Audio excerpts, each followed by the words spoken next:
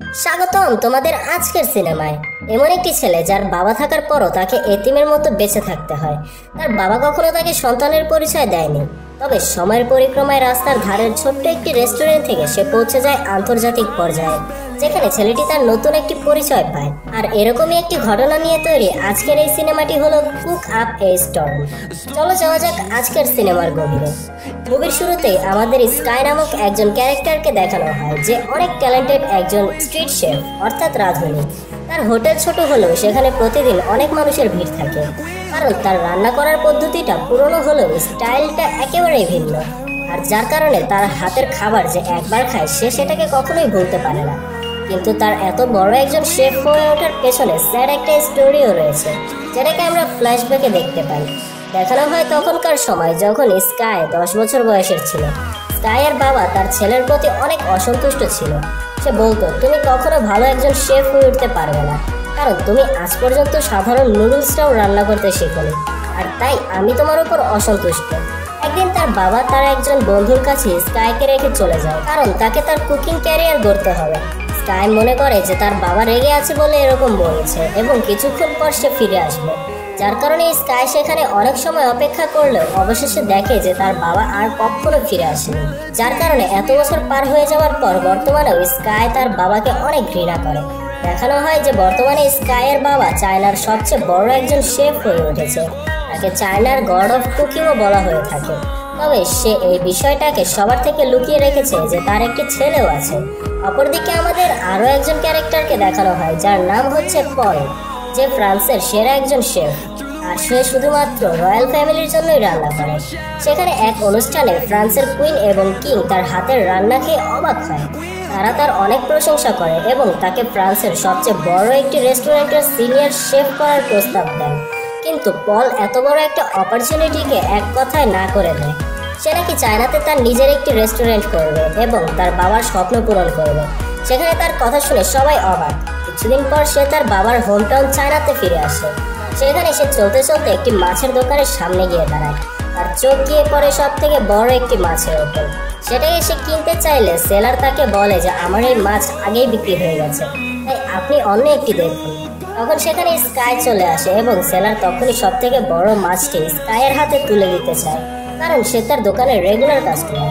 তবে সেখানে পল এবং স্কাইয়ের মধ্যে রেষারেষি শুরু হয়ে যায় যে কে এই মাছটি নেবে। এখানে স্কাই এবং পল প্রথমবারের মতো দেখা করেছিল।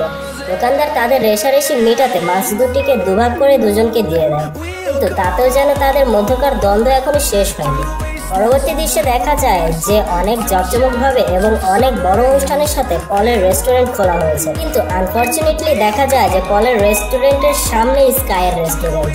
দেখা যায় যে পলের এত জাঁকজমকভাবে তার রেস্টুরেন্ট খোলার বিষয়টি স্কাইয়ের কাস্টমারদের আকর্ষণ করে, ফলে স্কাইয়ের সকল কাস্টমার পলের দিকে চলে যায়। যার ফলে স্কাইয়ের বন্ধুরা নতুন আইডিয়া খোঁজার চেষ্টা করে যে কিভাবে তাদের কাস্টমারকে আবার ফিরিয়ে আনা যায়। দেখা যায় যে তারা ঘোষণা দেয় যে আজকের রেস্টুরেন্টে 50% অফে সবাই খেতে পারবে। যার কারণে সবাই আবার স্কাইয়ের কাছে ফিরে আসে এবং পলের রেস্টুরেন্ট খালি হয়ে যায়। বিষয়টিতে প্রথম দিনেই দুজনের মধ্যে আবারও দ্বন্দ্ব শুরু হয়ে যায়। এভাবে চলতে চলতে কোনো এক সময় দেখা যায় যে সবাই স্কাই এবং পলের মধ্যে প্রতিযোগিতা চাচ্ছে, কে ভালো শেফ সবাই তা দেখতে চায়। বিষয়টিতে পল এবং স্কাইয়ের মধ্যে কেউই প্রস্তুত ছিল না, কিন্তু পুরনো কথা মনে করে তারা দুজনেই রাজি হয়ে যায়। দেখা যায় যে পলকে একটি বড় মাছ দেওয়া হয় এবং সে সেটাকে অনেক স্মুথলি কেটে তার মধ্য থেকে কাটা বের করতে শুরু করে। তার কাজ করার দক্ষতা এতই ভালো ছিল যে সবাই বিষয়টি দেখে অবাক হয়ে যায়। পল সেখান থেকে একটি একটি করে কাটা উপড়ে ফেলছিল এবং মনে হচ্ছিল যে সেখানে আর কোনো কাটা থাকতেই পারে না। পরে পল তার কাটা ছাড়ানো মাছটিকে স্কাইয়ের কাছে দেয়। দেখা যায় যে স্কাই সেটাকে অনেক গতিতে কাটতে শুরু করে। প্রথম থেকে দর্শকরা বুঝতেই পারছিল না যে স্কাই সেটার সাথে কি করছে, কিন্তু পরবর্তীতে যখন স্কাই সেটাকে সম্পূর্ণরূপে কেটে পলের নিকট দেয় তখন সবাই আরেকবারের জন্য অবাক হয়ে যায়, কারণ কাটার সময় মনে হচ্ছিল না যে তার দক্ষতা এত বেশি, কিন্তু কাটার পরে তারা সবাই বুঝে যায় যে কেউ কোনো অংশে কম নয়। তখন সেখানে থাকা একজন বলে যে তোমাদের দুজনের ইন্টারন্যাশনাল শেফ কম্পিটিশনে অংশগ্রহণ করা উচিত এবং সেখানেই বোঝা যাবে যে কে সবার থেকে সেরা। সেখানে পরিস্থিতি অনুযায়ী তারা দুজনেই বিষয়টিতে রাজি হয়ে যায়। দেখা যায় যে পল একটি টিভি শোতে এসেছে, সেখানে সে বলে যে চায়নার রান্না করার স্টাইলটা একটু বদলায়নি, আগের মতোই রয়ে গেছে। আমাদের ঐতিহ্য আগের মতনই সুন্দর রয়ে গেছে এখনো, এবং এত সুন্দর ঐতিহ্য যেন সময়ের পরিক্রমায় হারিয়ে না যায়।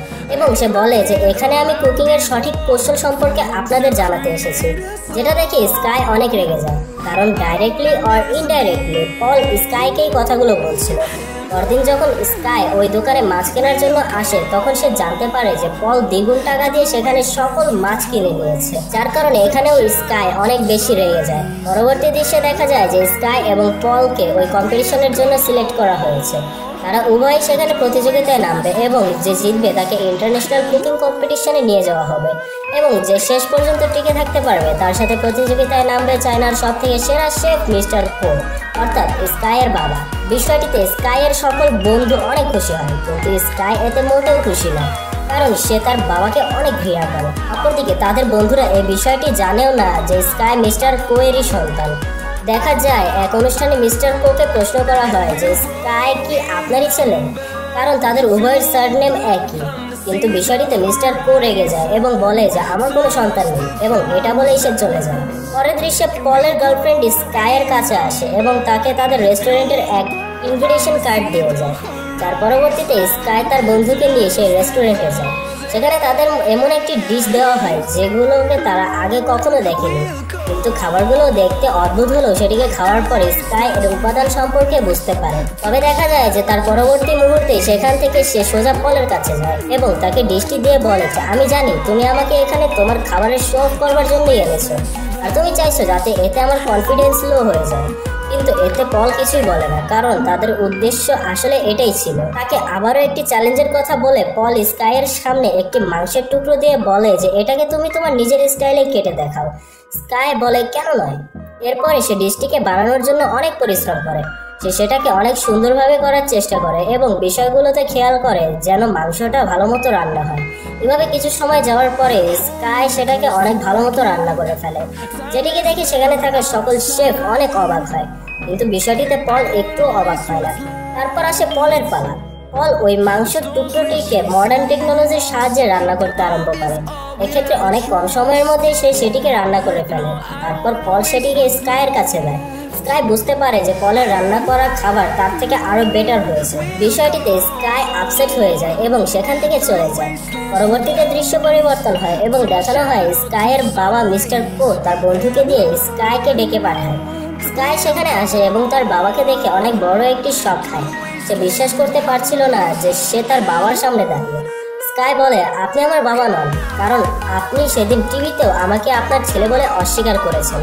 তখন মিস্টার কো বলে যে আমি যদি আজ এই কাজটি না করতাম তাহলে সবাই ভাবতো যে তুমি তোমার বাবার জোরে এত দূরে এসেছো।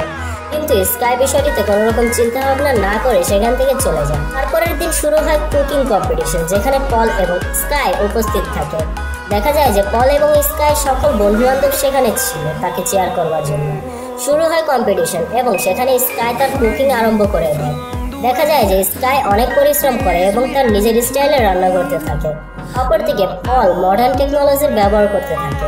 পল সেখানে বিভিন্ন প্রকার সুইট ডিশ রান্না করতে আরম্ভ করে এবং দেখা যায় যে নির্দিষ্ট সময়ের পূর্বেই তার খাবার রেডি হয়ে গেছে, যে বিষয়টিতে সেখানে উপস্থিত সকল বিচারক অবাক হয়ে যায়। অপরদিকে স্কাই সম্পূর্ণ সময় নেয় ঠিকই, কিন্তু তার স্টাইলেও সবাই অবাক হয় এবং নির্দিষ্ট সময়ের মধ্যেই তার রান্না শেষ করে।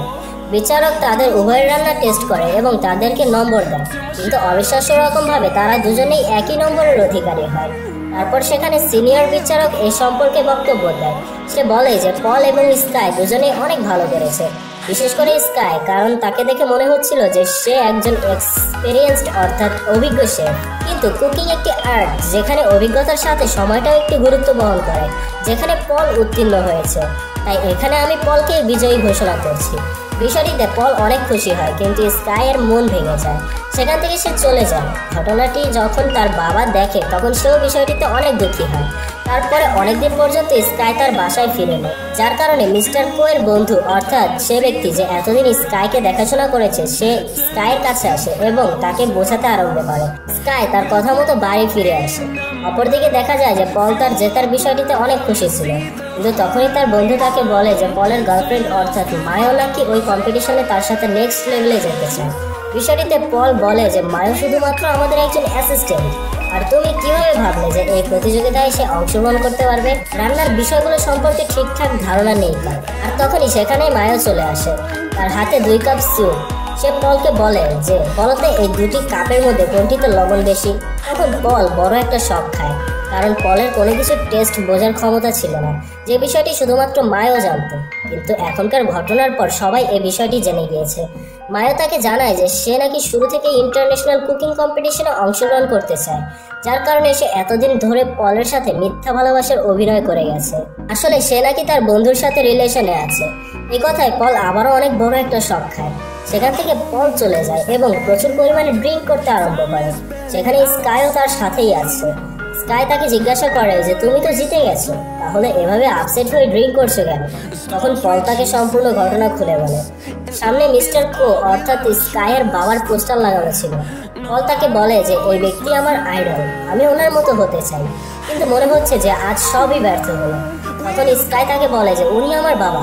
প্রথমে তো পল বিষয়টিতে একটুও বিশ্বাস করে না, কিন্তু যখন সে স্কাইয়ের সম্পূর্ণ ঘটনা শুনে তখন সে সবকিছু বিশ্বাস করে না। স্কাই তাকে বলে যে আমার বাবা অনেক সেলফিশ একজন মানুষ, সেই ছোটবেলা থেকে আমাকে শুধু কষ্টই দিয়ে এসেছে, তাই এই কম্পিটিশন জিতে আমি তাকে আমার যোগ্যতা সম্পর্কে জানাতে চাই। এখানে এভাবেই চলতে চলতে পল কোনো এক সময় স্কাইয়ের মতো মিস্টার কোকে ঘৃণা করতে শুরু করে। তারা উভয়ই ওই পোস্টারে তাদের হাতে থাকা বোতল মারতে আরম্ভ করে এবং বিষয়টিতে তারা উভয়ই অনেক খুশি হয়।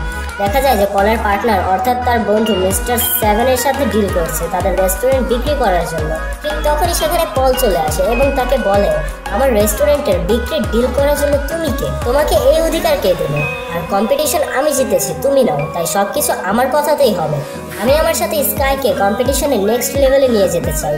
কথাটি শুনে তার বন্ধু অনেক উত্তেজিত হয় এবং বলে যে আমি তোমার ক্যারিয়ার গড়তে দিব না, তোমার ক্যারিয়ারে বাধা হয়ে উঠবো আমি। এ কথায় পল তার মাথায় আঘাত করে এবং এতে তারা দুজনেই পালিয়ে যায়। তখন মিস্টার 7 তাকে বলে যে তুমি কি শিওর যে তুমি স্কাইকেই তোমার সাথে নেক্সট লেভেলে নিয়ে যাবে? পল বলে হ্যাঁ, আর আমি আমার ডিসিশনের ওপর সন্তুষ্ট আছি। এতে তারা সবাই অনেক খুশি হয়। তার পরবর্তী সময়গুলোতে পল এবং স্কাই কম্পিটিশনের জন্য প্রস্তুত হতে শুরু করে।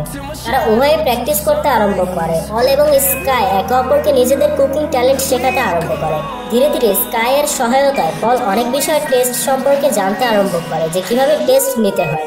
এই বিষয়গুলো শিখতে আরম্ভ করে সে। তারা দুজনেই এই বিষয়গুলোতে অনেক খুশি ছিল। দেখানো হয় সেদিন যেদিন তাদের মেইন কম্পিটিশনে তারা উভয় পার্টিসিপেট করে একটি দল হিসেবে। সেখানে অন্যান্য দেশের আরও অনেক টিম ছিল। তারা সবাই কুকিং করতে স্টার্ট করে এবং সময় মতো শেষও করে। বিচারকরা তাদের রান্না করা খাবার টেস্ট করে এবং তাদেরকে নম্বর দেয়। দেখা যায় যে পল এবং স্কাই সেকেন্ড রাউন্ড পাস করে ফেলেছে। এতে তারা উভয়ই অনেক খুশি হয়, কারণ এ পর্যন্ত আসাটা তাদের এখন পর্যন্ত একটা ড্রিম ছিল, যেটা আজ বাস্তবায়িত হয়েছে। সেখানে বিচারক তাদের অনেক প্রশংসা করে। তারা বলে যে তারা নাকি আজ পর্যন্ত এরকম কোনো ডিশ এখনো টেস্ট করে দেখেনি যেখানে মডার্ন টেকনোলজির সাথে সেখানকার ট্রেডিশন জড়িয়ে থাকে, অর্থাৎ তাদের খাবার ছিল ইউনিক। এবং এভাবেই তাদের সময় চলে আসে যখন তাদের সাথে প্রতিযোগিতায় নামবে মিস্টার কো। কিন্তু এখানে শর্ত এটা যে সেখানে যে কোনো একজন যেতে পারবে। স্কাই পলকে বলে যে তোমার জন্য শুভকামনা রইল, আশা করছি তুমি প্রতিযোগিতায় জিতে আসবে। কিন্তু তখন পল স্কাইকে বলে যে না, এই প্রতিযোগিতায় আমার নামার থেকে তোমার নামাটা বেশি জরুরি, কারণ তোমাকে তোমার বাবার মুখোমুখি হতে হবে এবং তাকে তোমার যোগ্যতা সম্পর্কে জানাতে হবে। স্কাই তাতে রাজি হয়ে যায়। চলে আসে সেদিন যেদিন তার বাবার সাথে তাকে প্রতিযোগিতায় নামতে হবে। সেখানে বলা হয় যে তোমরা দুজন যে কোনো ডিশ রান্না করতে পারো, কিন্তু সেটা 1 ঘন্টার মধ্যে শেষ করতে হবে। এটা বলেই সেখানে প্রতিযোগিতা শুরু হয়ে যায়। মিস্টার কো তার রান্না শুরু করে দেয়, কিন্তু অপরদিকে দেখা যায় যে প্রতিযোগিতা শুরু হওয়ার সাথে সাথে স্কাই ফ্ল্যাশব্যাকে চলে যায়। যখন তার বাবা তাকে ছেড়ে চলে গিয়েছিল তখন তার বন্ধুরা তার পাশে ছিল।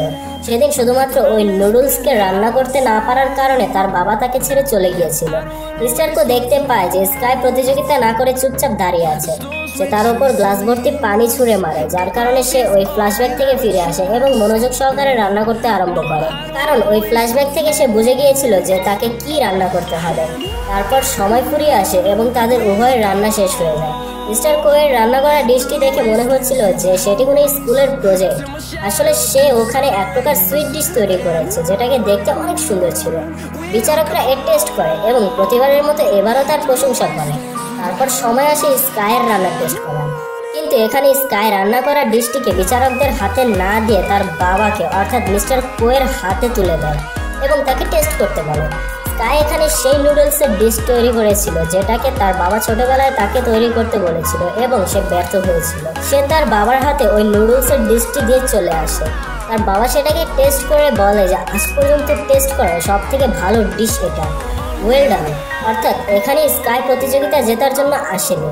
স্কাই শুধুমাত্র তার বাবাকে এটা বোঝাতে চেয়েছে যে সেও একজন ভালো শেফ হতে পেরেছে। সেদিন যে নুডলসের কারণে তাকে তার বাবা দূরে সরিয়ে দিয়েছিল, সেই নুডলস আজ সে বানিয়ে দেখিয়েছে এবং সে প্রমাণ করেছে যে সেও সেরা হয়ে উঠতে পেরেছে।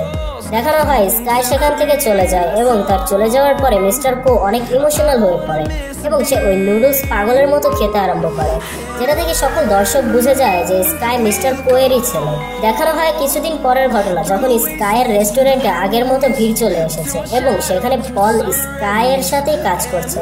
সেখানে মিস্টার সেভেনও আছে, যে সবাইকে বলছে যে আমরা এখানে প্রতিযোগিতা করতে আসিনি, আমাদের লক্ষ্য শুধুমাত্র সবার থেকে সেরা খাবার আপনাদের দেয়া, আর আমরা সবসময় এটারই চেষ্টা করব। যেটা শুনে সেখানকার সকল জনগণ অনেক খুশি হয় এবং এর মাধ্যমে শেষ হয় আজকের সিনেমা। যেহেতু গল্পটি তুমি এই পর্যন্ত দেখেছো, তাই আশা করি গল্পটি তোমার ভালো লেগেছে। যদি এমনটি হয়ে থাকে তাহলে নিচে লাইক করে আমাকে ধন্য করো, আর নতুন হয়ে থাকলে সাবস্ক্রাইব করো। তার সাথে পাশে যে বেল আইকনটি আসবে সেটাও বাজিয়ে রেখো। বা পাশের ভিডিওটি একটি চায়না সিনেমা, ক্লিক করে দেখতে পারো, গল্পটি তোমার ভালো লাগবে। অবশেষে থ্যাঙ্কস ফর ওয়াচিং।